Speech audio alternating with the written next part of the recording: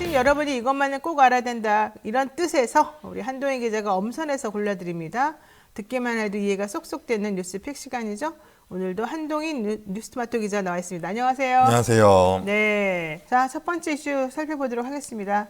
윤석열 대통령이 이번에 기시다 총리 방문과 관련해서 강제 동원 해법은 내가 내놓은 제3자 변제 방식이 유일한 해법이다. 네. 정부 방침은 바뀌지 않을 거다. 이렇게 얘기를 한 겁니다. 네, 그렇습니다. 어제 열린 한일 정상회담을 통해서 윤석열 대통령이 일제강점기 강제동원해법과 관련해서 정부 방침은 바뀌지 않을 것이다. 못을 박아놨습니다. 어제 기자회견에서 한 말인데 정부가 발표한 해법은 1965년 한일 청구권 협정 그리고 2018년 대법원 판결을 동시에 충족하는 절충안이다. 법적 완결성을 지닌 유일한 해결책이다. 이렇게 얘기를 했고 거듭해서 과거사에 대한 인식 문제는 진정성을 갖고 하는 것이 중요한 것이지 일방적으로 상대에게 요구할 수 있는 문제는 아니라고 생각한다. 어제 이렇게 밝혔습니다.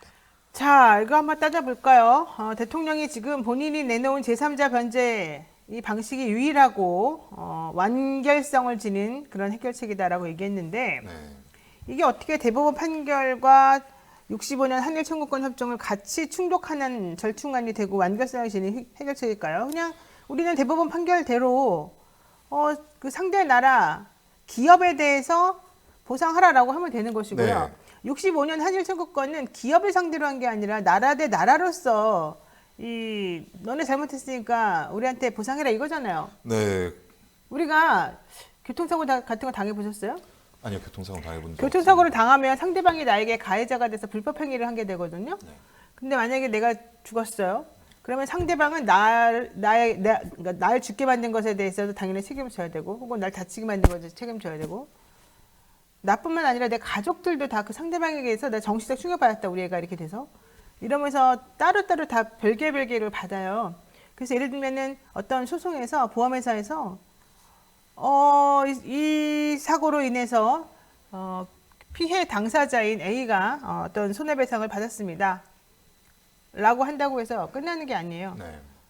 그 옆에 있는 부모님이나 옆에 있는 동생이나 언니나 남편이나 이런 사람들이 나 위자료 따라주세요 라고 할 수가 있단 말이죠. 네. 지금 우리가 하고 있는 거는 65년도 한일 청구권에 대해서는 그 피해자와 가해자 그 양쪽에 대해서만 하는 것이고, 이제 이건 정확한 예는 아닙니다만 제가 이제 생각을 해보니까 이번에 2018년 대법원 판결에서는 그것과 무관하게 이 기업을 상대로 해서 우리가 청구할 수 있는 권리가 남아있더라. 네. 이래가지고 한 건데, 그걸 가지고 사면 그냥 그 기업들이 대한민국에서 생활하고 있으니까 돈 주면 되거든요.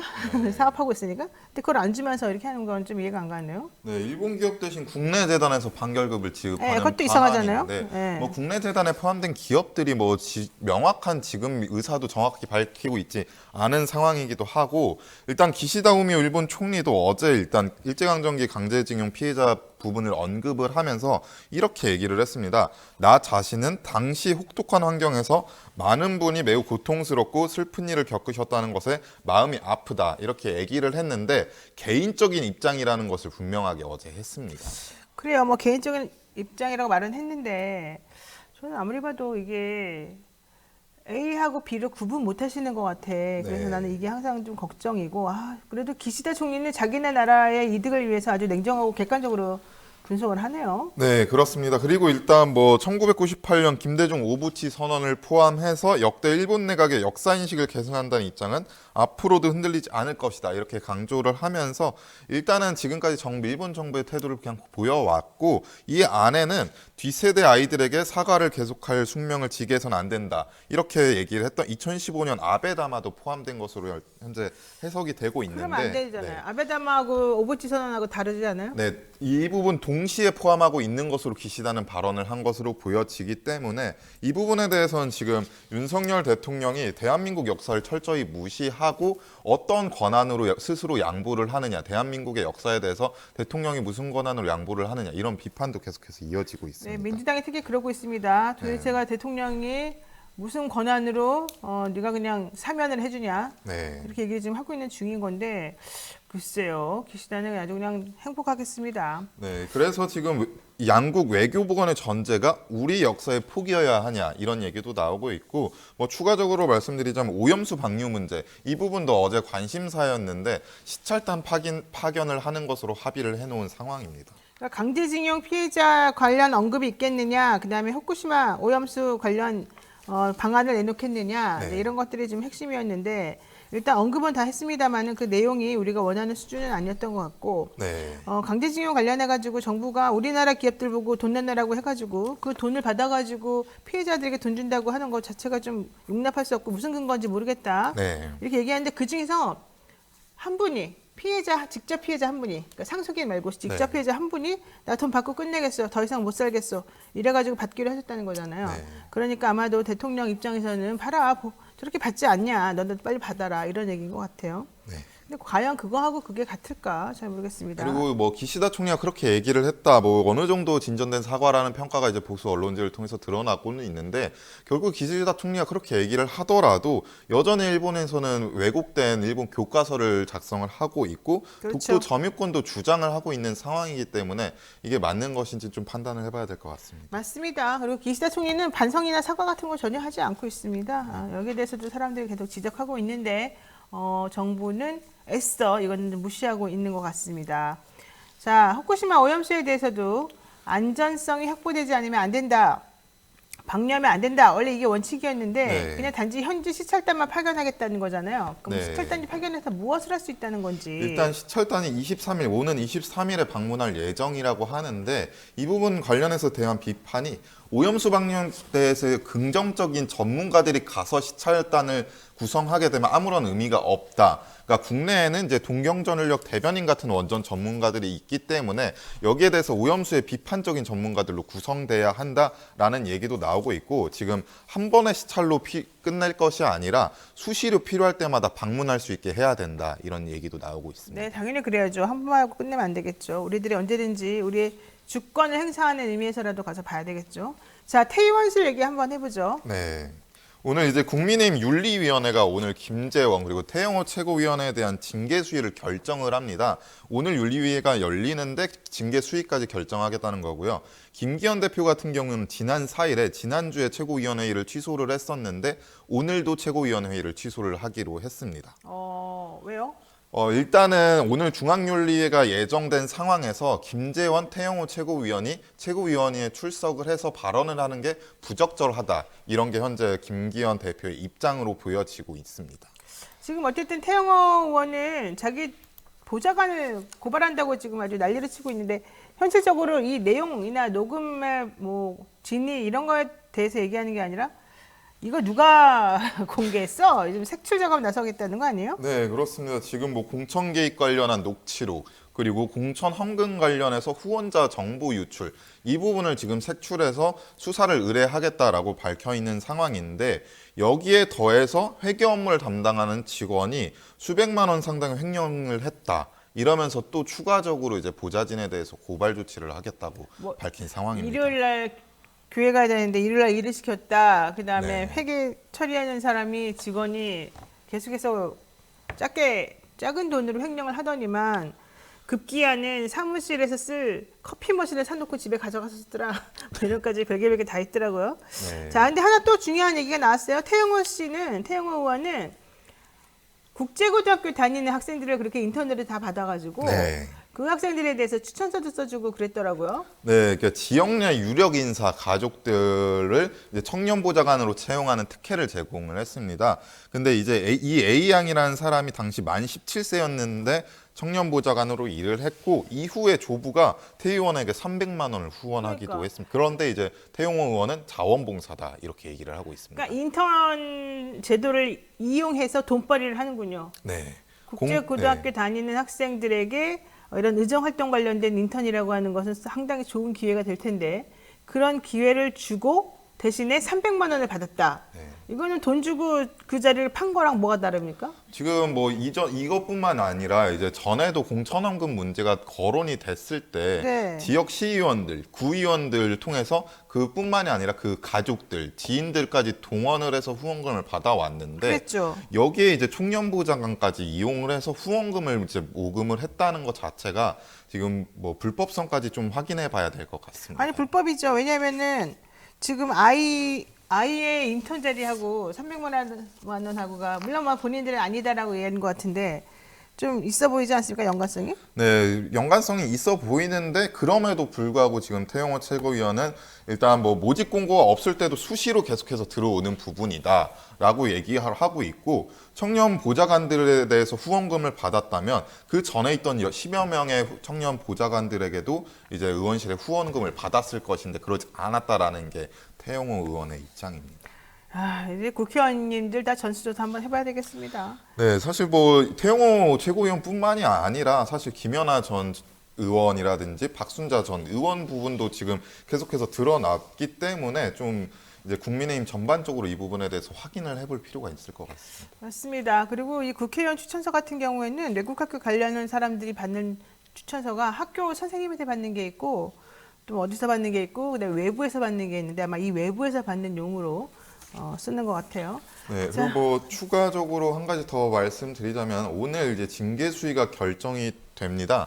근데 징계 수위가 이제 당원권 정지 1년이 좀 유력해 보이는 상황인데 당원권 정지 1년을 받게 되면은 최고위원 자리에서 아마 박탈당할 것으로 알려져 있는데 이게 지금 태영호 최고위원이라든지 김재현 최고위원이 자진 사퇴를 하지 않으면 공석으로 1년을 놔두게 돼서 김기현 지도부가 좀 이렇게 흔들리는 상태가 될 수 있어 그럼 보입니다. 최고위원 숫자가 둘이 모자랄 수도 있는 겁니까? 네, 그렇습니다. 그러니까 자진 사퇴를 하지 않는다면 그렇게 될 가능성이 있습니다. 근데 지금 그래요? 태영호 최고위원 같은 경우에는 계속해서 지금 이런 고발 조치를 하고 있고 반박을 하고 있기 때문에 지금 그럴 가능성이 좀 커 보이긴 근데 합니다. 김재원 최고도 김재원 최고위원 징계 세게 한다 그랬더니 2만 명이 서명해가지고 김재원 최고위원을 살려달라고 탄원서 내고 그러지 않았습니까? 네, 뭐 본인이 뭐 주도하지 않았다고 하는데 본인도 이제 독려를 하고 있는 것으로 보여져서 과연 자진 사퇴를 할 것인지 좀 지켜봐야 될 것 같습니다. 네, 알겠습니다. 자, 오늘 한동희 기자하고 이야기 많이 나눠봤네요. 여기까지 하겠습니다. 고맙습니다. 네, 감사합니다.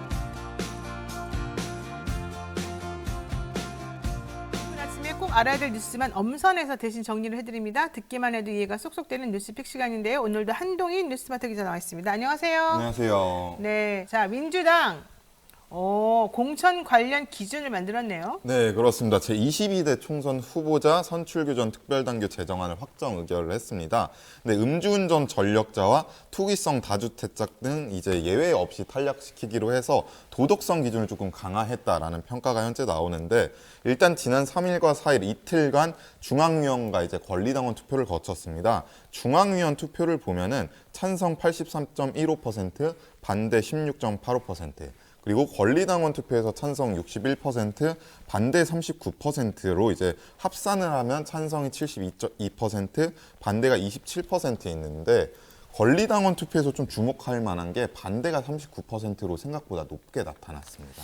이게 조금 애매한 부분이 있긴 하더라고요. 근데 네, 어쨌든 그렇습니다. 간에 그 투기성 다주택자 이거 투기성인지 아닌지 그러니까 다주택자가 전부 다가 아니라 투기성인지 아닌지 따라서 좀 달라진다는 것 같고 네. 그다음에 안민석 의원이 지난번에 뭐 불륜, 음주운전 또 뭐 하나 또 있었는데 그거는 막 공천하면 안 된다 이런 얘기 하지 네, 않았어요? 네. 그거라서 맥을 좀 비슷하게 하네요. 네, 그래서 심사 기준에는 이번에 이제 강력범죄 그리고 성폭력, 음주운전, 가정폭력 그리고 아동학대, 투기성 가정폭력. 다주택자 이렇게 포함이 됐습니다. 네, 가정폭력과 아동학대 집어넣은 건 아주 잘한 것 같아요. 네, 그렇습니다. 그리고 음주운전 같은 경우에는 일단 선거일로부터 15년 이내의 3회 그리고 10년 이내의 2회 이상 적발이고요. 윤창호법이 시행된 2018년 12월 18일 이후 적발 등이 포함이 됩니다. 그거는 뭐 예전하고 달라진 게 없네요. 예전에는 10년 이내에 뭐 음주운전 안 했으면 상관없다. 그 전에 한두 건은 봐주겠다 뭐 이런 거였었거든요. 네, 이런 부분은 사실 제대로 수정이 되지 않았다 이런 비판이 현재 나오고 있는데 일단 총선 공천 TF 단장이었던 이계 의원 같은 경우에는 역대 선거에서 이어온 시스템 기조를 그대로 유지했다. 다만 이제 도덕성 기준을 보다 강화했다라는 얘기를 하고 있습니다. 지금 좀 전에 한 기자가 반대하는 의견이 생각보다 많았다 그랬잖아요. 39%. 네, 그렇습니다. 이들은 무엇을 반대하는 거예요? 지금 동일 지역 3선 초과 연임 금지 그리고 현역 하위 20% 컷오프 이런 혁신 공천안들이 세부적으로 빠졌고 그러네요. 뭐 논의조차 되지 않은 것도 있어서 지금 여기에 대해서 좀 권리당원들을 중심으로 좀 비판의 목소리가 높은 상황입니다. 사실 지난번에 열린민주당인가요? 네. 열린민주당하고 같이 합당할 때 네. 3선 이상 의원들은 다시 출마 못하게 하자 네. 이런 얘기 약속했던 것 같은데 네, 그때 약속이 전혀 지켜지지 않은 상황이고 이게 지난해 1월에 민주당 정당혁신위원회가 1호 혁신안으로 내놓은 상황인데 여기에 대해서 논의조차 하지 않았다고 합니다. 그러니까 이거는 조금 내가 봤을 때 문제가 좀 있을 것도 같고 그리고 원래 처음 나오는 초선에 도전하는 이분들에게 무슨 뭐 10% 이상 차이가 나면은 더 가산점 준다 이런 거 하려고 그랬지 않았나요? 네, 그래서 이번에 보면은 정치 신인에 해당하는 청년 후보자에 대해서 일단 공천심사 적합도 조사에서 2위 후보자보다 10%포인트 이상 높으면 그때는 단수공천을 받을 수 있도록 규정을 해놨고 이를 제외하고 단수공천 기준은 20%포인트 이상 격차가 났을 때 단수공천을 하기로 했습니다. 아, 점점 까다로워지는군요. 민주당에서 국회의원 하시고 싶은 분들 당을 옮기셔야 되겠습니다. 그 비판 포인트가 하나 더 있는데 네. 당 공직자 평가 하위 20% 여기에 대한 컷오프가 이제 진행이 되지 않는다는 점입니다. 그러니까 이렇게 보면은 결국에는 현역 의원 컷오프는 없다라고 봐도 무방한 상황인데 하위 20% 의원들이 이제 지정이 되더라도 명단이 공개가 되지 않아서 당원들이라든지 일반 국민들은 어떤 의원이 하위 20%인지 알 수가 없습니다. 그렇군요. 근데 민주당은 점점 엄격한 기준을 내세우고 있는 것 같아요. 이러다가 좋은 기준을 세우겠군요. 이러다가가 아니라. 자, 저기 보겠습니다. 어쨌든 2020년 21대 총선과 마찬가지로 국민 50%, 당원 50%를 반영하는 국민 참여 경선을 원칙으로 한다. 그리고 언제부터 언제까지 당비를 납부해야만 권리당원이 된다 이런 것도 있는 거죠? 일단 오는 7월 31일까지 입당한 당원 중에서 2023년 2월 1일부터 2024년 1월 31일까지 6회 이상 당비를 납부한 권리당원에게 선거권이 주어집니다. 그 민주당은 당비가 원래 얼마예요? 당비가 1,000원으로 알고 있습니다. 그럼 그렇게 경제적으로 아주 큰 부담은 아니군요. 네, 뭐 민주당 같은 경우에는 정당 보조금도 많이 받기 때문에 뭐 당비 자체가 중요한 것 같지는 않습니다. 당비가 비쌀 필요는 없다. 네. 근데 정의당은 당비가 10,000원인가 그러던데. 네, 정의당 같은 경우에는 뭐 지금 당 운영 자체도 힘든 상황이고 그래서 그러니까 당사 뭐 비용도 네. 모자란다 이런 얘기가 있던데. 자, 어쨌든 중요한 건 7월 31일까지 입당했어야 되고 2023년 2월 1일부터 2024년 1월 31일까지 6회 이상 당비를 납부해야만 난다. 그러니까 만약에 7월 31일까지 입당했다 그러면 8, 9, 10, 11, 12, 1. 그냥 한 번도 납부 안 하면 안 되는 그런 상황이. 4월까지 시간이 있어서 4월. 네. 아니잖아요. 2023년 2월 아, 1일부터 네, 2024년 네, 1월 맞습니다. 31일까지니까. 자, 혹시라도 당원으로서 뭔가 의사를 표현하고 싶으신 분들 있으시면 이 규정 잘 이해하셔야 돼요. 왜냐하면 이게 지난번에 최민희 의원이 최고위원 나가려고 그랬거든요. 근데 그분이 그 당시에 사면 복권이 안 된 상태였기 때문에 본인이 당비를 늦게 내기 시작했어요. 네. 그래서 이거 6회 이상 당비 납부를 하는 사람에게 이걸 준다. 피선거권과 선거권을 준다. 이 규정을 못 맞았을까. 그것을 이제 확인을 못했어요. 그래서 최고위원이 못 나가게 된 상황이 있었죠. 물론 뭐 당에서 얘기하기는 박지원하고 뭐 상황을 좀 맞춰보겠다 이런 거였다는데 그건 좀 이상한 것 같고 어쨌든 공식적으로는 6회 이상 당비를 납부하지 못한 그런 상황이 됐긴 했었습니다. 음주운전 적용 기준도 얘기를 해주셨고요. 자, 중요한 거는 파렴치범, 민생범죄 이런 것도 안 된다 이런 얘기군요. 네, 그렇습니다. 자, 잘 돼야 되겠죠? 누구를 뽑을지 여러분들 지금부터 한번 생각해 보시고 비례 관련해서는 아직 뭐 나온 건 없죠? 네, 비례 관련해서는 아직 나온 게 없고 일단 어제 공개된 바는 이렇습니다. 네. 자, 현역 의원 기득권 유지 뭐 규정이다.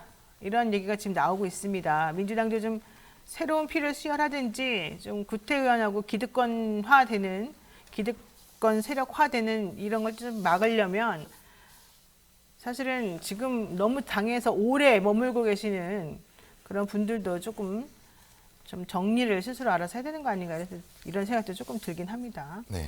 자, 다음 얘기 한번 해볼까요? 네, 이제 국민의힘 윤리위원회가 어제 김재원 태영호 최고위원에 대한 이제 징계 안건을 심의를 했는데 5시간 가량을 했는데도 결론을 내지 못했습니다. 그래서 이틀간 추가 사실관계를 확인하고 나서 10일 오후 6시에 이제 회의를 열어서 중개 수위를 결정하기로 했습니다. 저도 안 그래도 어제 밤에도 보고 자고 오늘 아침에도 일어나자마자 확인을 했는데 결과적으로는 결론을 내리지 못하고 10일 날까지 결론을 내리겠다 이런 얘기를 하긴 하더라고요. 네, 그렇습니다. 근데 김재원, 태영호 둘 다 스스로 물러설 생각은 없다면서요. 네, 지금 그래서 윤리위원회가 지금 자진 사퇴 의사를 이제 두 의원이 밝히지 않으면서 좀 시간을 벌어둔 듯한 느낌인데 네. 태영호 최고위원 같은 경우에는 녹취록 부분 관련해서 정부에 큰 부담과 누를 끼친 데 대해 죄송하다 이렇게 밝혔는데 이제 이진복 정무수석과 이제 공천에 대해서 전혀 언급한 적이 없다라고 부인을 하고 있고 이제 모든 것을 걸고 그런 발언을 하지 않았다라고 하면서 지금 최고위 사퇴에 대해서 지금 이제 할 수 없다라는 입장을 보이고 있고요. 김재원 최고위원 같은 경우에도 일단 소명을 윤리위에서 했고 자진 사퇴 요구는 어느 누구한테도 들어본 적이 없다라고 밝혀서 두 최고위원 모두 자진 사퇴는 하지 않을 것으로 보여집니다. 일단 둘 다 사과는 했습니다. 근데 태영호 의원 같은 경우에는 이진복 수석이 본인에게 공천 관련해서 얘기한 게 없다라고 한다면 네. 본인이 보좌관들한테 그렇게 얘기한 거는 도대체 뭐라는 거예요? 거기에 대해서 내가 거짓말한 거다 이런 얘기를 한 건가요? 네, 지금 계속해서 입장문이 나왔던 거를 보면은 과장된 얘기일 뿐이다라는 얘기를 계속하고 있는 상황이기 때문에 이 부분에 대해서 유승민 전 의원 같은 경우에도 만약에 윤리위원회가 태영호 최고위원이 그냥 보좌진들을 과장한 것이다. 이렇게 기정사실을 하고 징계를 한다면 사태가 꼬일 수 있다. 만약에 태영호 최고위원이 마음이 바뀌어서 녹취록 내용이 사실이었다고 얘기를 한다면 어떡할 거냐. 이런 비판도 지금 하고 있는 상황입니다. 그리고 사실 이거 태영호 의원이 그냥 이거 같아요. 나 이진복 수석에 대해서 아무 말도 안 할 테니까 혹은 공천에 대해서 아무 말도 안 할 테니까 나 징계할 때 좀 고려를 하시오. 네. 그런 말로 좀 들리지 않아요? 네, 현재 그런 상황이기도 합니다. 근데 이제 뭐 윤리위가 시간을 조금 벌기는 했는데 내용이 조금 여진이 계속 될 수 있다 이런 지적이 나옵니다. 그러니까 두 최고위원이 만약에 징계 결과를 받아들이지 않고 재심을 청구한다라고 하면은 30일 이내에 이제 재심을 의결해야 되는데 이것조차 받아들이지 않으면 이준석 전 대표 당시처럼 가처분 신청까지 갈 수 있다 이런 얘기가 나옵니다. 네. 자, 국민의힘 당규에 따르면 징계를 받은 당원은 의결 통지 10일 이내에 재심을 청구할 수 있고 재심 의결은 재심 청구 30일 이내에 해야 한다. 하지만 그때까지는 최고위원 활동은 제한되지 않는다 이런 얘기군요. 네. 이거 되게 뜨거운 감정일 것 같아요. 이렇게 분란을 일으킨 의원을 솜방망이 처벌할 수 없고 지금 이준석 대표와 그 젊은 권리당원들이 눈에 불을 켜고 지금 어떻게 징계하나 보자 이런 상황이잖아요. 네, 그렇습니다. 이게 유상범 수석 대변인이 뭐 관련해서 얘기를 한 게 있는데 이양희 윤리위원장 같은 경우에는 정치적 활동을 많이 했기 때문에 그런 판단을 내렸을 것이고 그리고 지금 황정근 위원장 같은 경우에는 변호사 출신이기 때문에 징계를 내릴 때 법적인 부분을 상당히 많이 고려할 것 같다. 이런 얘기도 나오고 있어서 이제 그쪽에서 이제 뭐 이준석 대표를 지지하는 권리당원 측에서 좀 반발이 조금 있는 것 같긴 합니다. 네. 황정근 윤리위원장은 판사 출신이죠. 그리고 김현장에 있다가 지난번에 나왔습니다. 네, 한동희 기자 여기까지 하겠습니다. 고맙습니다.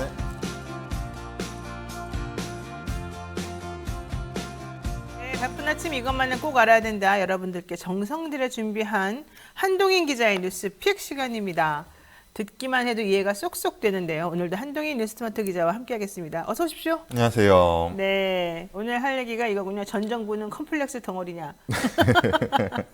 얘기 한번 들어볼까요? 네, 집권 1년을 하루 앞둔 어제 이제 윤석열 대통령이 국무회의를 열었는데 마무리 발언에서 우리 정부의 출발점은 과거 정부에 대한 평가다. 과거 정부가 어떻게 했는지, 우리가 어떻게 이것을 변화시켰는지 정확하게 국민에게 보여드리는 게 중요하다라고 밝혔고요. 그리고 인사조치 얘기도 있었는데 탈원전이나 이념적 환경정책 때문에 새 국정 기조에 맞추지 않고 애매한 스탠스를 취한다면 과감한 인사조치를 하라. 이렇게 주문을 했습니다. 야, 그러니까 공무원들 보고 알아서 기어라 이런 소리나 마찬가지로 들리는데, 게다가 제가 심리학 박사 수료까지 한 사람이잖아요. 한 15년 제가 심리학 공부했어요. 강의도 오래 하고 그랬는데, 지금 대통령이 하는 말 딱 들어보게 되면 컴플렉스가 진짜 많은 것 같아요. 전 네. 정부에 대해서. 네, 문정부, 그렇습니다. 특히 문재인 대통령이나 이런 분들에 대해서 너무 의식을 많이 하고 네. 모든 것의 기준이 문재인 정부. 게다가 그것이 정말로 객관적인 방향으로 평가가 이루어지고 있느냐 보면은 그게 절대 아니거든요. 네, 그렇습니다. 그래서 그런 걸 보게 되면 이거 되게 문제가 심각하다. 혹시 성장 과정에 문제가 있었나? 이런 의심이 들 정도예요. 예. 네. 그래서 뭐 일단은 인사 조치 부분 관련해서 먼저 말씀드리면, 인사권을 이제 대통령이 무기로 삼아서 공직 사회에 지금 충성을 압박하는 것이다라는 네. 얘기도 있고, 뭐 전문가들 평가에 따르면 지금 공무원 사회의 내부 갈등을 조장하는 발언이다. 지금 국정 운영에 위기감을 느끼는 것 같은데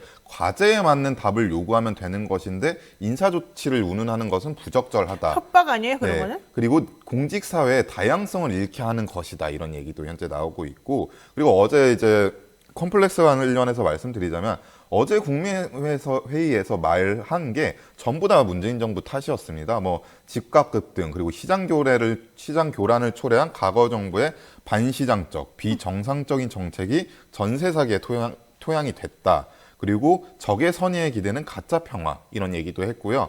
그리고 2020년 검찰에서 증권범죄합동수사단 해체로 상징되는 금융시장 반칙행위 감시 체계를 무력화했다. 근데 당시에 윤석열 대통령이 검찰총장이었습니다.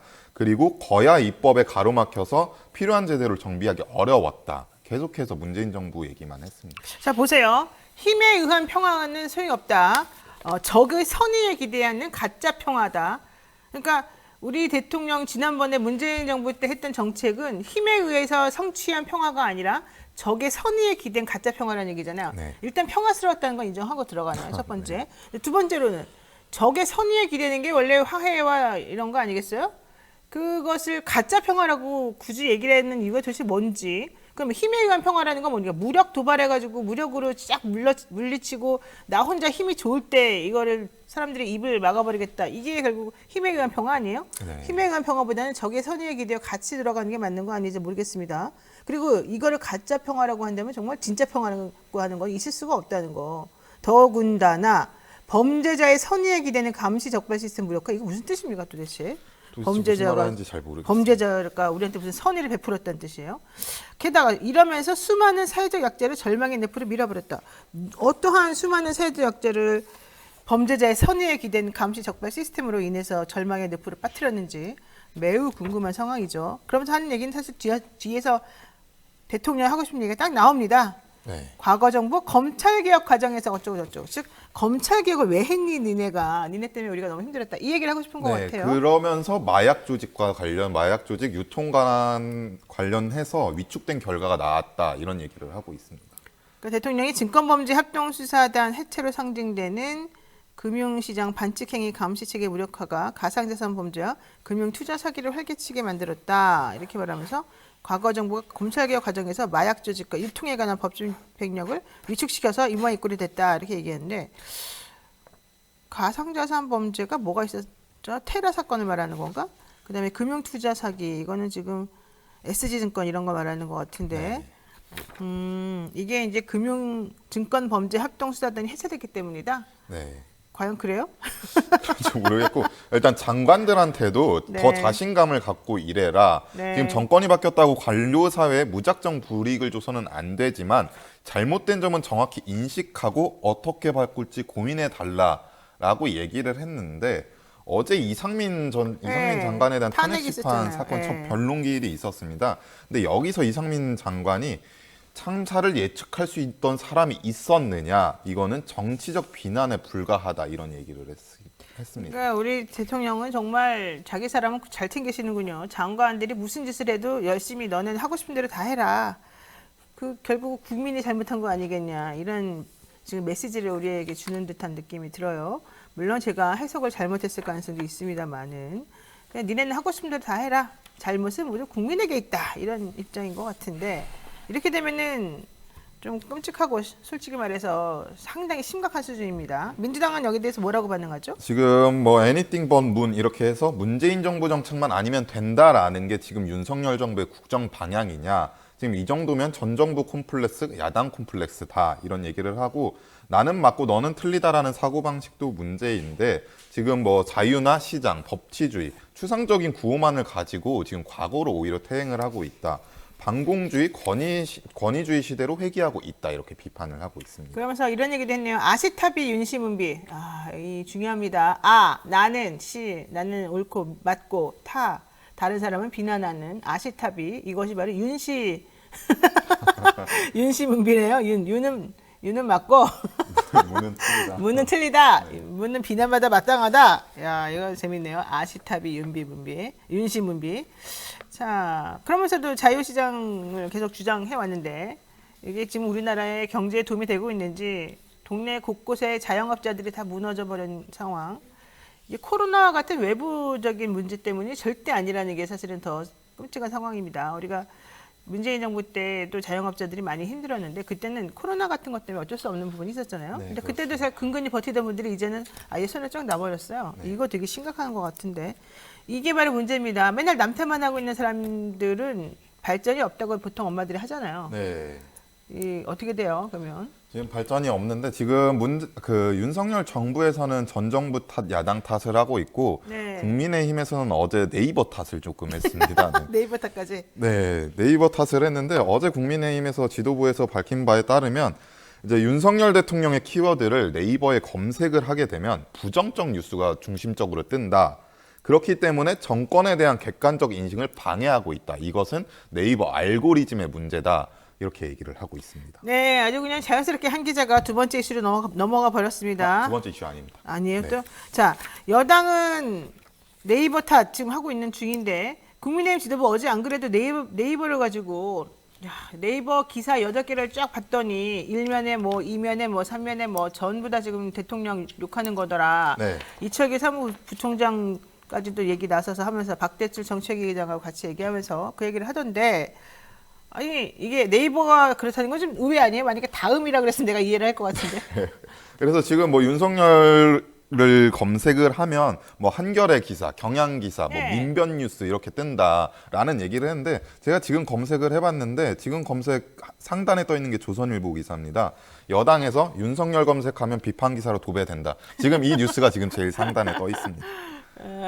또 네이버 또 이렇게 몸살이는 거 아니에요? 근데 중요한 건 그게 아니라 이런 포털에 올라가는 건 뭐 알고리즘을 제가 정확히 이해는 못하겠습니다만은 많이 보고 사람들이 관심을 많이 가지는 것들은 원래 상단에 노출되는 거 아니에요? 네, 그렇습니다. 근데 사실 이게 알고리즘 문제에 대해서는 문재인 정부에서도 좀 지적을 한 바 있었습니다. 그래서 사실 좀 투명하게 공개가 돼야 되는데 네이버에서 좀 자의적으로 수정하고 이런 부분들이 문제가 됐기 때문에 여기에 대한 문제인식 자체는 동의를 하는데 이게 윤석열 정부에 대해서 이제 비판적인 기사만 올라온다라는 지적을 하는 건 좀 부적절해 보이고 뭐 여론조사 상에서도 지금 뭐 부정이 60%를 넘고 긍정이 30% 초반인데 네. 뭐 거기 비율에 맞게 알고리즘이 반영되고 있는 거 아닌가 그렇게 생각이 듭니다.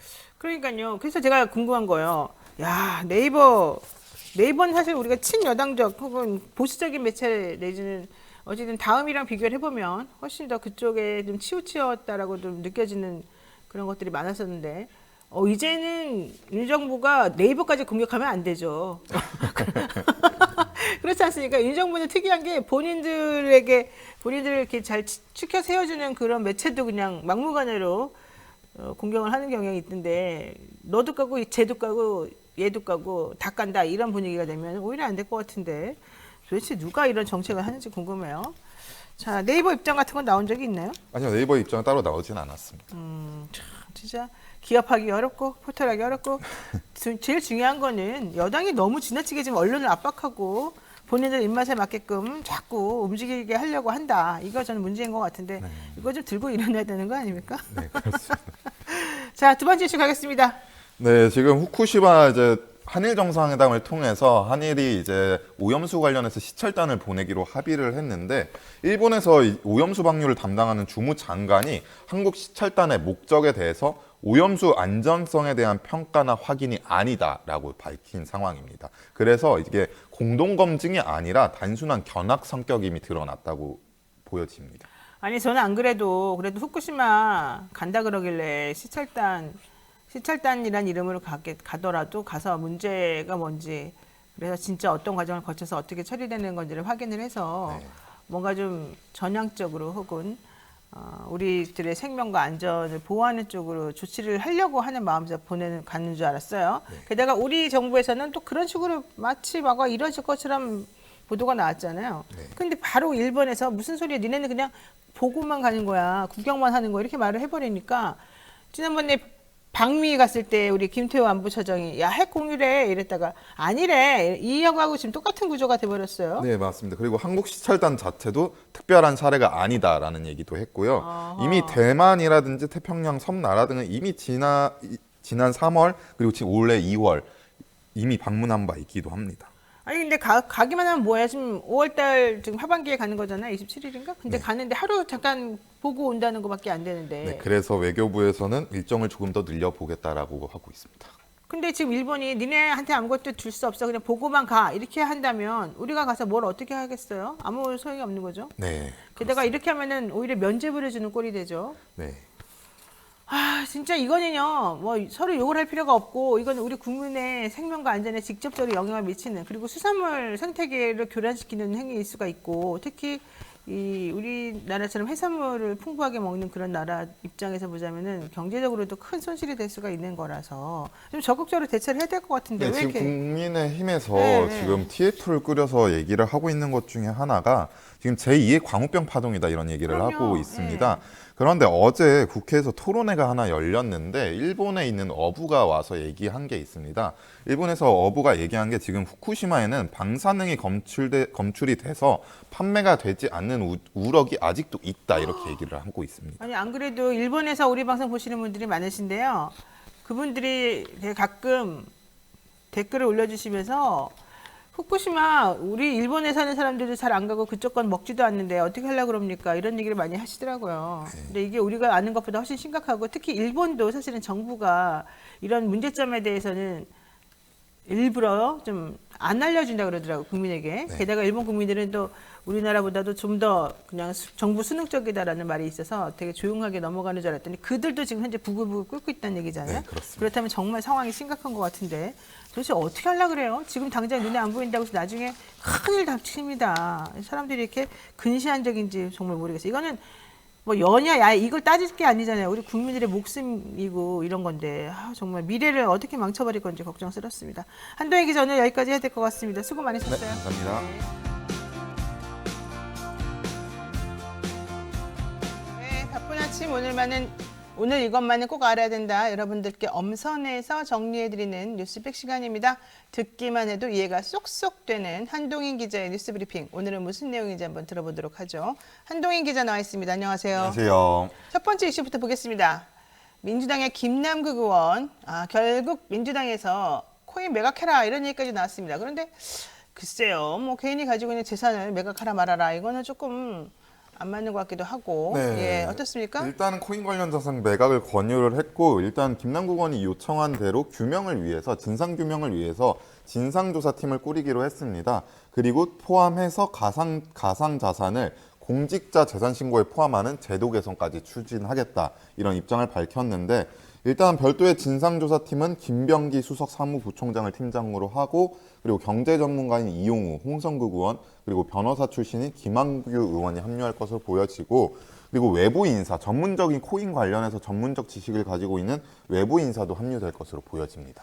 일단 뭐 너무 돈이 크니까 사실은 네. 우리 같이 일반인들은 좀 거부감이 첫 번째 들기는 해요. 그런데 그렇다고 해서 그럼 코인 투자가 불법이냐? 네. 김남국 의원이 코인 투자하면서 뭔가 불법적이고 탈법적이고 비도덕적인 행동을 했느냐 이제 이 부분하고 네. 너무 우리 일반 서민하고 같은 사람인 줄 알았더니 엄청 부자였었어. 그것도 단기간에 이 코인이라고 하는 약간 좀 새로운 개념의 매체를 통해서 갑자기 부자가 되었네.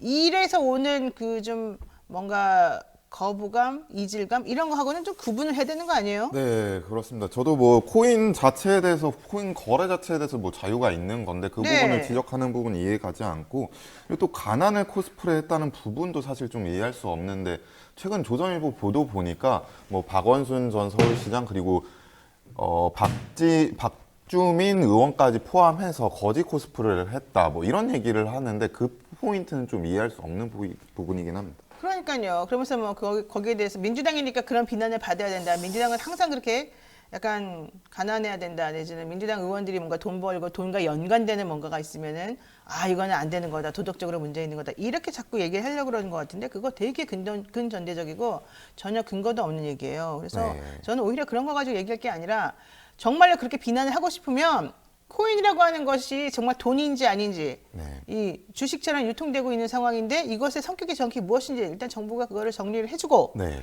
그것을 그럼 하든지 말든지 하면 어떻게 하든지 가이드라인 정확히 해주고 이런 식으로 한 다음에 비난을 하든지 말든지 해야 되는 건데 네. 이거는 뭐 그냥 포인트도 없이 싸잡아서 그냥 뭉게뭉게 구름만 피워가면서 마치 나쁜 행동한다는 것처럼 자꾸 비난하고 이미지를 나쁘게 만들어내고 이거 정말 나쁜 것 같거든요. 네. 근데 거기다 대고 민주당은 가끔 정정당당하게 정확히 얘기를 하든지 일단은 뭐 민주당도 마찬가지로 이거 좀 문제 있는 거 아니야. 일단 빨리 없애버려. 이렇게 하면서 코인 매각을 권유한다? 저는 그것도 좀 상식적이지가 않은 것 같아서 어떻게 보세요?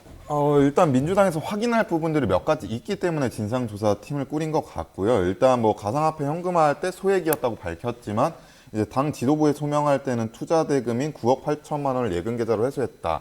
이렇게 얘기하기도 했고 애초에 알려진 80만 개보다 더 많은 코인을 보유했다라는 의혹이 나오고 있기 때문에 이 부분들이 지금 제대로 설명이 되지 않고 있어서 이 부분을 좀 확인해 봐야 될 것 같고 그리고 또 한 가지는 뭐 게임마켓이나 이쪽에서 좀 제기를 하는 부분이 P2E 시스템 관련해서 위메이드에서 이제 국회에 로비를 했다라는 얘기입니다.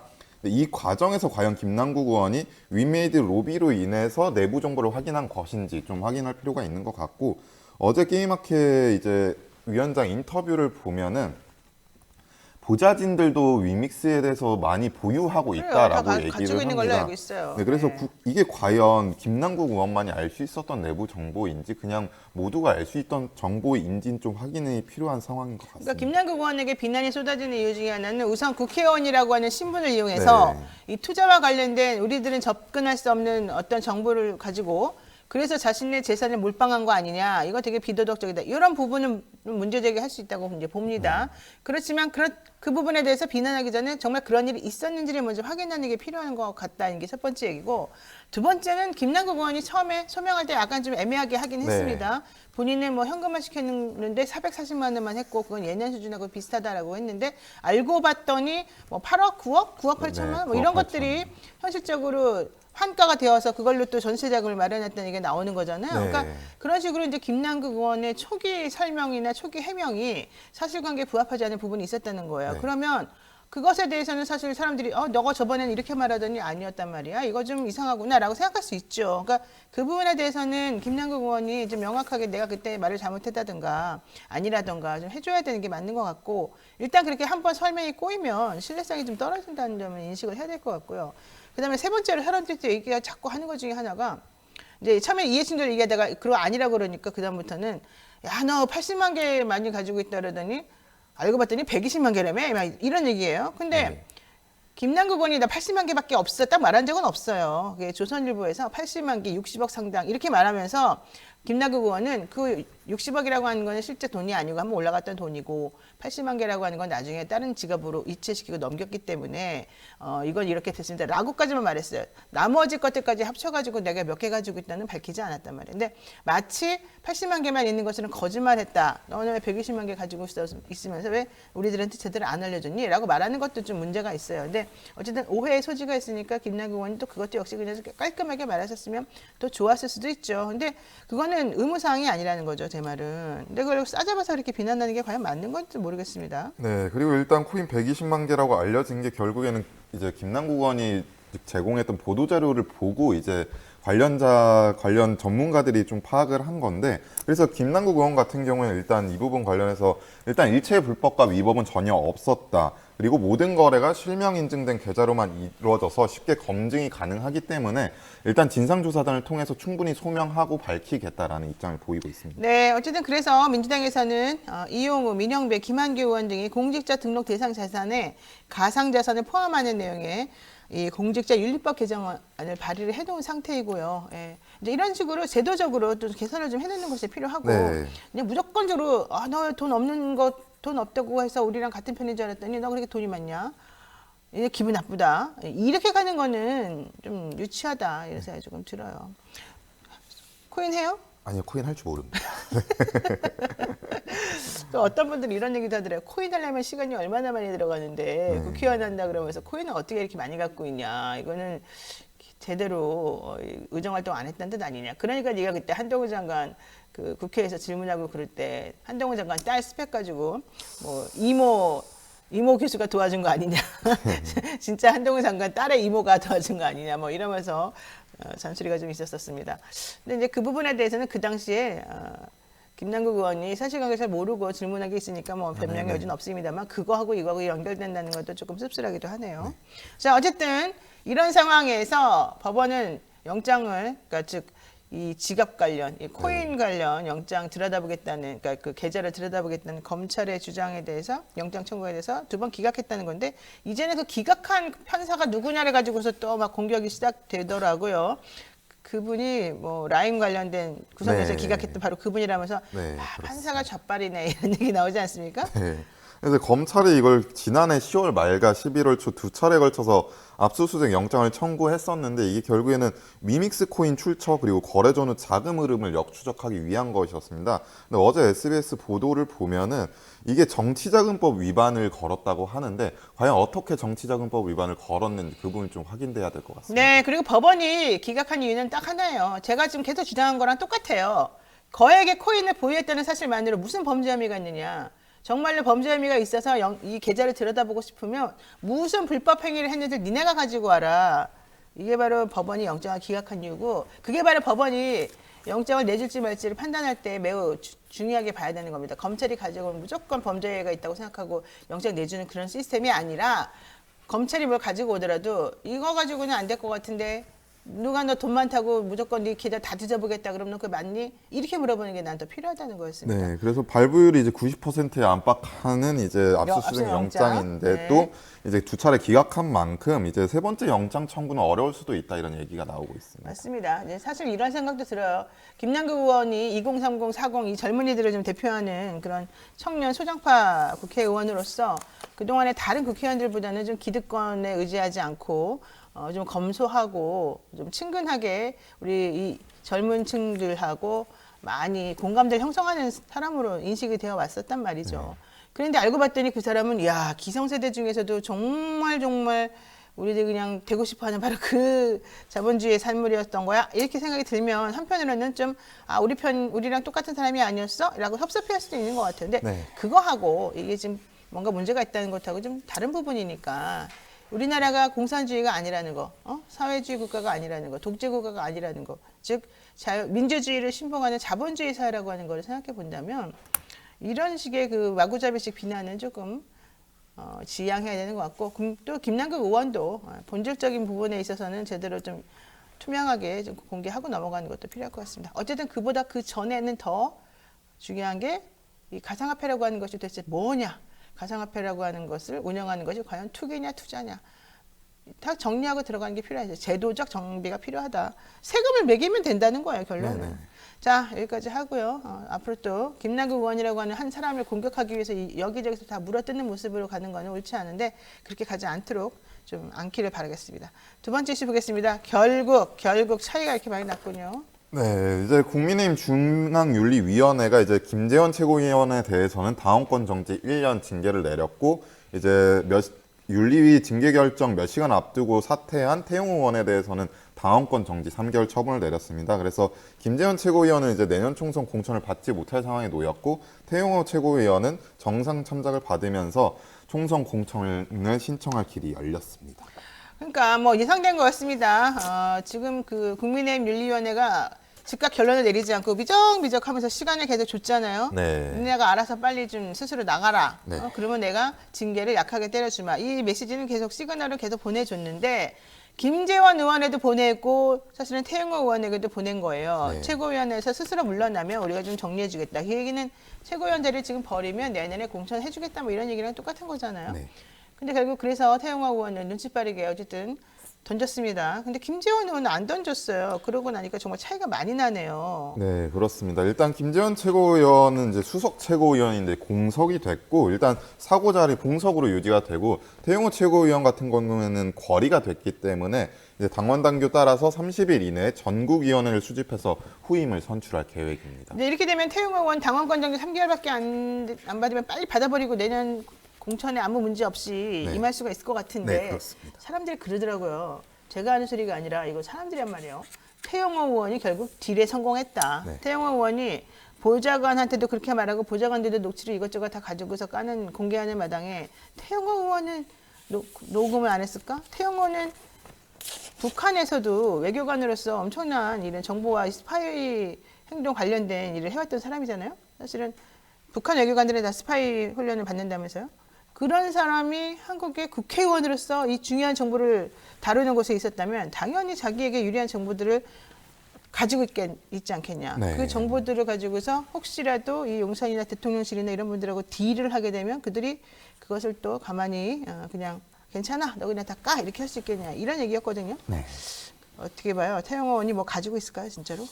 그 부분은 뭐 제가 확인할 수도 없고 뭐 잘 모르기 때문에 네, 저는 다른 부분이 좀 관심이 있는데 딴 게 또 있어요. 예. 이게 결국에 태용호 의원이 이제 징계 사유가 세 가지였는데 제주 4.3 사건 관련된 거랑 이제 JMS 민주당이라고 했던 거랑 녹취 유출 파문인데 네. 제일 중요한 게 전 제주 4.3 사건이라고 보는데 그렇죠. 이게 어제 사퇴를 하면서 밝혔던 게 당과 이제 대통령실에 부담을 줘서 죄송하다라는 얘기만 했지 제주 4.3 사건에 대해서는 사과를 전혀 하지 그러니까 사과를 안 않았기 했어요, 때문에 사과를. 예. 그래서 어제 기자들이 이제 제주도에 가서 사과할 생각이 없냐 이렇게 물어봤는데도 거기엔 대답을 하지 않고 계속 거듭해서 대통령실과 당에 사죄한다는 말만 해서 이게 과연 징계가 이게 3개월이 이제 사퇴를 했기 때문에 3개월이 이게 맞는 건지 잘 모르겠습니다. 그러니까 저도 국민의힘 윤리위원회 황정근 위원장에게 꼭 물어보고 싶어요. 황 위원장님 저 아시잖아요. 제가 질문 하나 할게요.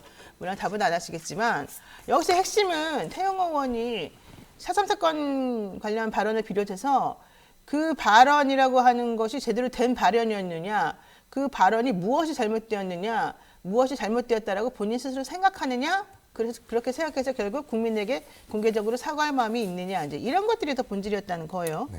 그런데 그런 거에 대한 사과나 그런 거에 대한 얘기는 하나도 없이 그냥 오로지 최고위원 자리 하나 내놨다고 해서 그리고 정말 본격적으로 사과도 안 하고 자기는 그것에 대해서 정당하다라고 주장하면서 무슨 남로당 장부까지 들고 나와가지고 나 괜찮은 사람이야 이거 봐라 이렇게 얘기하는 사람한테 당원 정지 3개월이라는 건 너무 심한 거 아닙니까? 지난번에 이준석 대표는 뭐 말 한마디에 잘못했다고 1년을 못 나오게 하더니 저는 최고위원 사퇴가 이제 그냥 단순히 공천을 위해서 한 것 같기 때문에 이게 징계 감형 사유가 되는지 그러니까 오히려 이거는 나는 더 이 깨어있는 여러 지식인이나 사람들이라고 한다면 혹은 정상적 사고를 하는 사람이라면 이렇게 눈 가리고 앙하고 자기네끼리 짜고 치는 고스톱처럼 보이는 이 행동은 오히려 더 비난받아 마땅하다. 차라리 김재원 최고 같이 그냥 버티는 게 더 물론 미육해 보이긴 하지만 그래도 그나마 좀 더 순진해 보이긴 한다. 뭐 이런 생각이 듭니다.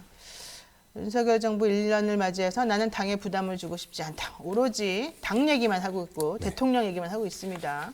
과연 이게 국민을 위해서 일한다는 공복으로서의 국회의원이 할 수 있는 말인지 국회의원이 오로지 당만 보고 갑니까? 자기가 잘못한 것에 대해서. 누구에게 잘못했는데 잘못한 사람에게 사과를 해야지. 그때 당시에 태영호 씨가 잘못한 거는 우리 국민에게 잘못한 건데 왜 거기에 대한 인식이 없는지 이해가 안 갑니다. 네, 오늘 여기까지 해야 될 것 같습니다. 한정 기자 수고 많으셨습니다. 감사합니다. 바쁜 아침 이것만은 꼭 알아야 된다. 저희들이 엄선해서 뉴스를 전해드리고 있습니다. 듣기만 해도 이해가 쏙쏙 되는 뉴스 픽 시간이죠. 오늘도 한동인 뉴스토마토 기자 나와 있습니다. 안녕하세요. 안녕하세요. 네, 자, 첫 번째 이슈부터 보겠습니다. 결국 코로나19 3년 4개월 만에 막을 내렸습니다. 그런데 우리 대통령도 엔데믹에 대한 것은 뭐 제대로 지금 하지도 못하면서 방역까지 전 정부 탓을 하고 있습니다. 네, 그렇습니다. 일단 정부가 코로나19 위기 경보를 일단 심각에서 경계로 한 단계 하향 조정을 했고 확진자 격리 의무를 해제하면서 이제 사실상 코로나19로부터 일상 회복을 선언을 했습니다. 그래서 지난 2020년 1월 20일에 첫 확진자가 발생한 지 3년 4개월 만에 이제 종식이 됐고 일단 확진자에 부과되는 7일 격리 의무가 이제 6월 1일부터는 5일 격리 권고로 바뀌게 됩니다. 네. 2020년 1월 20일에 국내 첫 확진자가 발생했었다.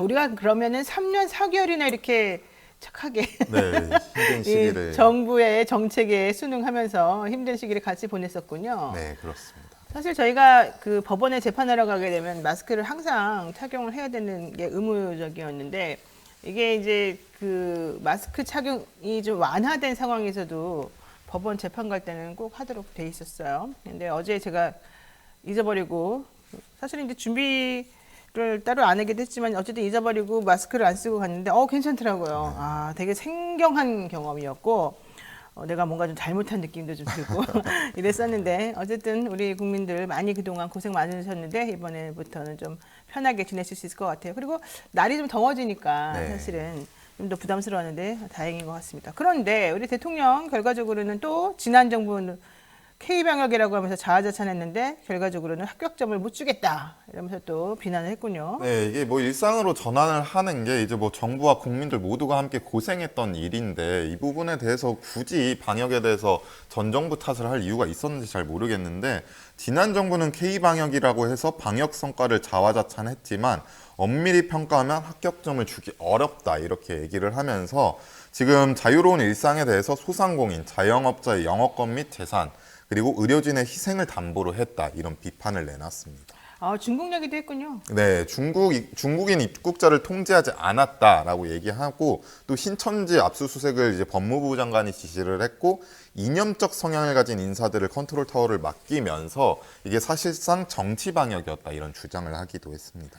그래서 사실은 안철수 그 의원이 과학방역 해야 된다 이렇게 해가지고 또 얘기했지만 사실은 그러면 윤석열 정부에서 과학방역 한 게 있어요? 그냥 시간이 지나면서 마스크 네. 쓰지 마라 이거밖에 없는 거 아니에요? 이미 뭐 문재인 정부에서 이미 실외 마스크 해제는 이미 돼 있었던 거고 이제 실내 마스크를 최근에 와서 해제한 건데 그동안 과학 방역의 실체가 무엇이냐 이런 비판이 진짜 많았습니다. 그리고 사실 백경란 청장을 임명할 때부터 문제가 됐었고 그리고 백경란 청장 같은 경우에도 주식 논란, 이해충돌 논란이 빚어지면서 결국 7개월 만에 물러나기도 아무것도 했고 한 게 없잖아요 그분은 진짜. 네, 지영미 청장도 윤석열 대통령의 중마고의 배우자 이렇게 임명하기도 했고 중마고의 배우자. 네, 이게 과연 과학적인 것인지 그러니까 뭘 했냐고 물어보는 거예요. 과학방역이라고 이렇게 소리를 내서 말하면서 정치방역이라고 과거 정부를 비난하더니 과거 정부에서 무엇을 정치방역했느냐에 대한 얘기는 별로 없고 본인들은 무슨 과학방역을 했는지에 대한 얘기도 사실은 없었다는 거잖아요. 네, 한 게 있습니다.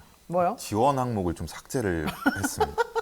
그러니까 확진 뒤에 이제 격리를 할 때 중위소득 이상 국민에게 생활지원금을 지급을 조금씩 해왔었는데 문재인 정부 초기에 좀 거액을 하다가 이제 차츰차츰 금액을 줄여 줄였죠. 나갔는데 이마저도 이제 지급을 하지 않았고 유급휴가비 이제 대상자도 원래 문재인 정부에서 중소기업 전체를 대상으로 했었는데 윤석열 정부에서는 30인 미만 기업으로 이제 지원 대상까지 축소를 시켰습니다.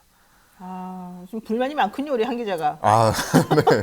아니, 저는 그 전에 이제 계속 문재인 정부 탓을 해서 이제 뉴스픽에서 이제 문재인 정부 탓하는 걸 그만하고 싶었는데 방역까지 이렇게 굳이 K방역 성과 있었던 부분까지 이렇게 얘기할 줄 몰라서 준비했습니다. 네, 사실 그리고 우리가 자화자찬한 게 아니에요. 해외에서 먼저 알아보고서 야 K방역 대단하다라고 얘기를 해줬던 것이고 뭐 특별하게 자화자찬해가지고 문제가 생겼던 것도 없고 좀 이상하기도 합니다. 근데 어쨌든 너무 그렇게 과거 정부에 집착하거나 연연하지 않는 모습을 보였으면 좋겠어요. 예?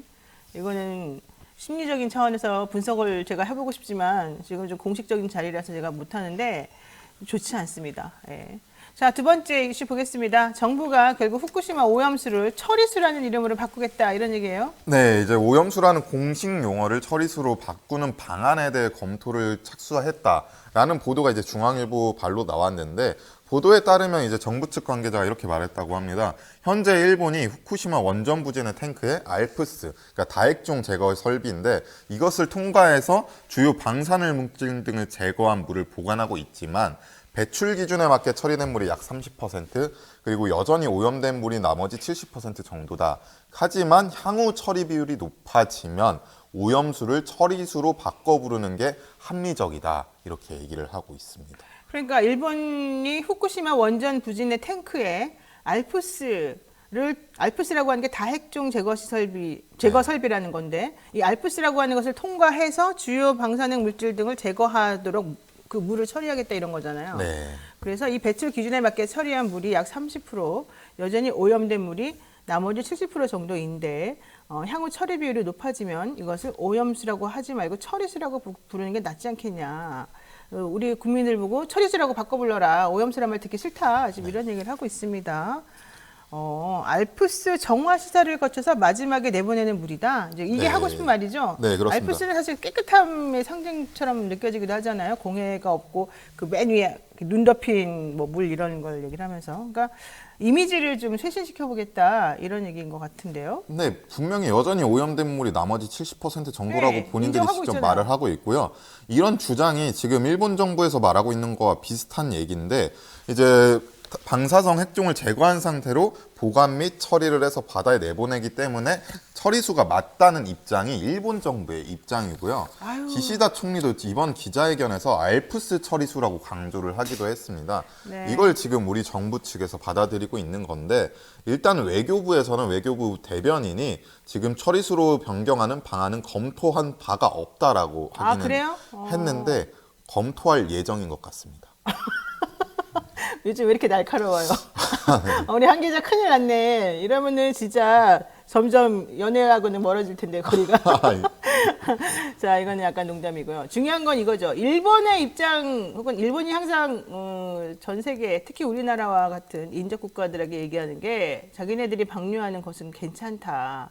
우리를 믿어라. 우리는 깨끗한 물을 처리해서 그냥 바다에 뿌리는 거다. 이런 얘기를 해왔는데 그런 입장을 항상 우리 정부가 솔선수범해서 먼저 갖다가 쓰고 우리 국민들에게 너네들도 그렇게 생각해라. 이렇게 좀 얘기하는 게 문제 아니에요? 네, 지금 일본 정부와 지금 우리 정부 측 관계자의 입장이 동일하게 지금 진행이 되고 있고 네. 지금 사설 하나 보면은 조선일보에서 지난 8일에 사설이 이제 후쿠시마 처리수 과학 우선이지만 국민 정서도 살피길이라는 사설을 낸 게 있습니다. 이게 지난 8일인데 어제 중앙일보에서 단독을 낸 게 어제입니다. 그러니까 네. 이미 조선일보에서는 처리수란 용어를 사용을 하고 있었고 이후에 성일종 국민의힘 의원이 오염 처리수라고 쓰는 게 맞다라는 얘기가 나왔고 이렇게 이제 정부에서 처리수라는 표현을 써야 된다 이렇게 얘기가 나오고 있습니다. 성일종 의원을 싫어할 것 같은데 오염 처리수 라고 하면 오염이란 말이 들어가니까 국민들 입장에서는 오염에 좀 더 방점을 찍을 것 같으니까 그래서 그냥 그런 거 다 빼고 처리수라고 하자 지금 이렇게 얘기하는 것 같습니다. 일본 정부 관계자의 얘기랑 우리 조선일보의 얘기랑 우리 또 정부의 입장이 다 똑같습니다. 자, 그렇다면 민주당에서는 어떤 입장일까요? 지금 이제 대체 누구를 위해서 지금 오염수를 오염 처리수로 바꾸자 하는 것이냐. 이름 바꿔치기로 이제 국민에게 일본 원전 오염수가 안전하다는 인상을 심겠다는 것이냐. 네. 이런 비판을 하고 있고 일단 관련해서 오염수 처리가 이제 완료된 것이 30%도 미치지 못하고 지금 처리가 완료된 오염수도 안전한지 여부를 과학적으로 검증을 해야 되는 상황인데 굳이 우리 정부가 선제적으로 나서서 처리수라고 바꾸는 게 옳은 일이냐 이렇게 비판을 하고 있습니다. 그러니까요. 사실 이 민주당에서 이런 얘기를 하고 있죠. 어느 나라의 이익을 위해서 일하는 정부인지 도대체 알 수가 없다. 일본의 이익에 복무하고 우리 국민의 안전을 도외시하는 정부의 행태 이걸 우리가 어떻게 해야 될 것이냐 이런 얘기인데 사실 저도 되게 좀 걱정스러운 게 그냥 일본이 하는 거 다 옳다. 일본 말이 다 맞다. 그냥 이렇게 선언하는 거랑 다름이 없는 것 같아요. 네, 그렇습니다. 시찰단 같은 경우에도 지금 1박 2일 일정에서 3박 4일 일정으로 늘어나긴 했는데 어차피 일본에서 오염수의 안전성 여부를 확인할 수 없다라고 못 박은 상황이고 그리고 우리 정부는 지금 시찰단 관련 협의에 대해서 네. 한일 국장급 회의라고 표현을 하고 있는데 일본 외무성에서 발표한 자료를 보면은 한국 정부를 상대로 한 설명회다. 이렇게 설명을 하고 있어서 국장급 회의야 설명회라는 표현으로 다르게 나타나고 있습니다. 그래요. 자, 우리 여기에 대한 우리 입장들, 우리 영치님들의 입장을 한번 볼까요? 자, 우선 아까 말한 과학방역 관련돼서 폼둥이님께서 과학방역 위반이 있어요. 그 본인들은 대통령과 부인 얘기하는 것 같습니다. 남들 실내 마스크 착용할 때 본인들은 하지도 않았죠. 뭐 이런 얘기도 했고. 조영영님은 무료 백신과 마스크 착용 때문에 우리나라가 세계적으로 방역 모범 국가로 인정받은 거 아니겠습니까? 이렇게 말했는데 이거 안 그래도 내가 지금 한 기자한테 물어보려고 그랬거든요. 지난번에 어떤 기사가 나왔어요. 대한민국 국민들에게 그렇게 백신을 맞으라고 강요해서 전 국민에게 의무적으로 막 4차까지 맞으라고 하더니 결국은 70% 이상이 다 재감염되고 아무 소용도 없더라. 이런 내용의 기사가 나왔거든요. 그렇기 때문에 결국 문정부가 잘못한 거 아니겠습니까? 그 부분은 제가 기사를 보지 못해서 대답하기 어려워요? 네. 네. 내가 말해줄게요. 네. 물론 뭐 재감염률이 좀 높긴 했는데 실질적으로는 그렇게 해서 그 다시 재감염 되신 분들이 아주 치명적인 형태로 가지 않았다는 게 난 더 중요하다라고 보는 거예요. 네. 저도 4차까지 다 맞았는데 사실 뭐 저는 이제 한 번만 그때 걸렸었습니다만은 그러니까 백신을 맞아도 걸렸다는 얘기가 사실 이제 문제였었고 네. 그다음에 또 재감염도 문제 아니냐 이런 얘기 나왔는데 그 정도 이런 것들이 사실은 상당히 다른 나라에 비해서 훨씬 더 약했었다. 예, 이런 얘기 꼭 하고 싶습니다. 네, 한동인 기자 수고 많으셨습니다. 인사할까요? 네, 수고 감사합니다. 많았어요. 네.